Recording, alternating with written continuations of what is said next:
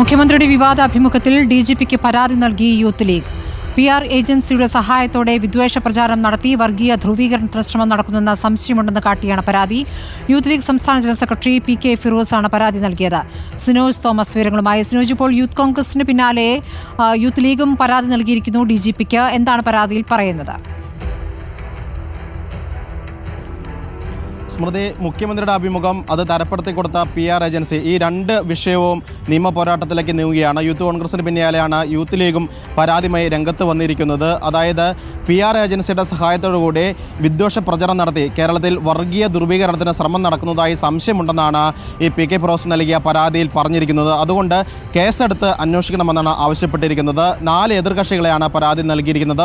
ഒന്നാമത്തെ എതിർകക്ഷി മുഖ്യമന്ത്രി പിണറായി വിജയനാണ്. രണ്ടാമത്തെ എതിർകക്ഷി ഹിന്ദു പത്രത്തിൻ്റെ എഡിറ്ററാണ്. മൂന്നാമത്തെ എതിർകക്ഷി എന്ന് പറയുന്നത് ഈ അഭിമുഖം തരപ്പെടുത്തി കൊടുത്ത PR ഏജൻസിയാണ്. നാലാമത് എതിർകക്ഷി എന്ന് പറയുന്നത് ഈ അഭിമുഖം നടത്തിയ ഡെപ്യൂട്ടി എഡിറ്ററാണ്. ഈ 4 പേർക്കെതിരെയും കേസെടുത്ത് അന്വേഷിക്കണമെന്നാണ് യൂത്ത് ലീഗിൻ്റെ ആവശ്യമെന്ന് പറയുന്നത്. മലപ്പുറം ജില്ലയ്ക്കെതിരെയും മലപ്പുറത്തെ ന്യൂനപക്ഷങ്ങൾക്കെതിരെയും സംസ്ഥാനത്ത് വളരെ വ്യാപകമായി പ്രചാരണങ്ങൾ നടക്കുന്നുണ്ട്. ആ പ്രചാരണങ്ങൾക്ക് ശക്തി പകരുന്നതാണ് മുഖ്യമന്ത്രിയുടെ അഭിമുഖമെന്നും ഈ പരാതിയിൽ ചൂണ്ടിക്കാട്ടുന്നു. ഒപ്പം തന്നെ ഹിന്ദു പത്രത്തിൽ വന്ന മുഖ്യമന്ത്രിയുടെ അഭിമുഖവും അതിന് പിന്നാലെ ഹിന്ദു പത്രം നൽകിയ വിശദീകരണം കൂടി ഈ പരാതിക്കൊപ്പം യൂത്ത് ലീഗ് നൽകുകയും ചെയ്തിട്ടുണ്ട്. ഏതായാലും നിയമ പോരാട്ടം നടത്തുമെന്ന ഉറച്ച തീരുമാനത്തിലാണ് യൂത്ത് ലീഗ് ഉള്ളത്. സ്മൃതി. ശരി, സിനോജ് തോമസ് ആണ് വിവരങ്ങൾ നൽകിയത്.